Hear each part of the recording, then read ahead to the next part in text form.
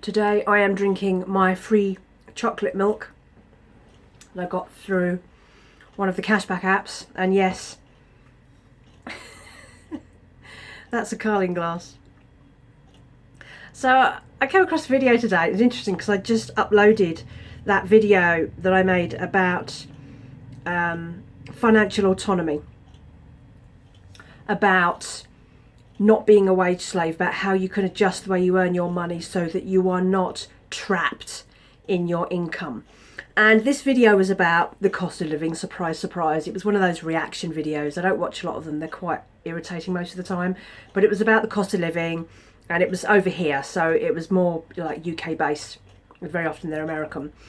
And it was this woman talking about, you know, she's watching TikTok videos of people saying just how insane the cost of living was. There was this chap who was talking about how apparently the average income in the UK now is £35,000, and he was saying, I don't know anyone who makes £35,000 a year, you know, and it's true. I mean, I don't know anyone who makes £35,000 a year, that's for sure. And then the next video is this woman who spends, I think it's £800 a month on food, and which absolutely blows my mind. That's like almost 3 times what I spend in a year on food. Crazy. And so the other side of the autonomy in finance is that I was talking about work, about how if you don't tie yourself to one income, they haven't got you. You can always leave. You're always protected from one income going by others. And if you have an income that you're not enjoying, maybe you don't like that job, maybe it's a toxic workplace, maybe they're treating you badly, that you can say, bye, I'm off, and they haven't got you. And it's the same with your outgoings. The more outgoings you have, the more you allow yourself to become a slave to companies that want your money, the more trapped you are. And the more trapped you are in your outgoings, the more trapped you become in your income, because you have to get enough income if you're going to stay out of debt. So I don't use things that I consider unnecessary luxuries, because they don't really add anything to my life. And if I had those things, I would be perpetually in debt every month. I'm talking about unnecessary things like expensive phone contracts, being duped into believing you need to upgrade your phone every year or two, and that comes with a cost because you've tied your phone package into having this new phone that keeps you perpetually paying ridiculous amounts of money for it. You can get a cheap phone SIM only package and buy your phone separately elsewhere in one go, and then you're not having to pay 3 times for the phone. It's a rip-off. It's an absolute rip-off. You don't need the latest phone every single year. They will function perfectly well for 4 or 5 years before you'll need to think about changing to a new phone. That's what I do. My phones are generally 5 years before I upgrade to another one, and they work perfectly well. I don't have TV subscriptions.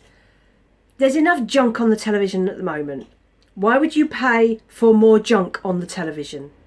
You're just paying for the same rubbish under a different brand. You don't need it. Just get free YouTube. There's loads, I mean, so much stuff appears on free YouTube. Just use the terrestrial channels that you get. I mean, I get my TV through an aerial, and there's already like 80 channels of junk that I don't want to watch. I've simmered it down into a favourites list of the only channels that I will generally look at, and there are only 30 channels there, and I think I probably only use about 15 of them. It's mostly junk, and they've got you tied to these subscriptions that you don't need. You do not need to spend £800 a month on food. And that woman was shopping in Asda, and not even a nice supermarket. If you learn the skills for working your way around the system so that these companies cannot tie you into brands and tie you into thinking you need to eat this, you need to do that. You don't need to.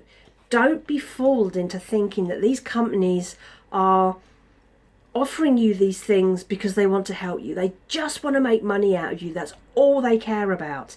And once you are locked in to these unnecessary expenses every month, like you don't need to upgrade your car every 3 years. If you're on a hire purchase, you could take that out for the 3 years and then say, I'm going to keep the car. And that car will probably run perfectly well for at least another 10 years. And you've already paid for it. So I did that with my car. I paid for it for 3 years. And now I've had 10 years so far of pretty much hassle-free motoring. I pay for a service and an MOT every year. But it's standard wear and tear. It's the same sort of thing that you would still have to pay for in a package for hire purchase. Don't let yourself be pushed into paying for things you don't need. You are wasting your money.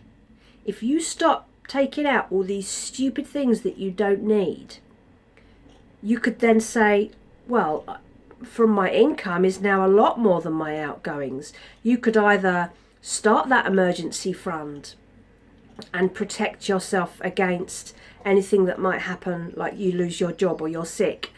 So you're protected. Put away 6 months of emergency savings. So if something happens, remember 2020? Remember how many people lost their jobs in 2020 and 2021 and still losing their jobs now? Lots of these people do not have any backup to protect them because it can take a lot longer than 6 months to get another job. Put aside that money into emergency funds. Squirrel it away. If you've got those funds already, can you downsize your job so you can enjoy your life more? Maybe you can change to a job that you enjoy more but pays less because you no longer have these ridiculous expenses. Don't let companies make you a wage slave and a consumer wage, because both those things do not work in modern society. The way things are at the moment, we are absolutely screwed. Politics worldwide, you might say, stuff that's going on in the US, it's staying over in the US, it will affect us, because if the American economy collapses, if the dollar collapses, that will affect everything over here. Even if he doesn't put tariffs on us, it will affect us because everything is tied in to the American dollar. Cut back on the stuff you don't need. You will be surprised how easily you find you don't need all that rubbish in your life. You're just cluttering your mind and ruining your financial future.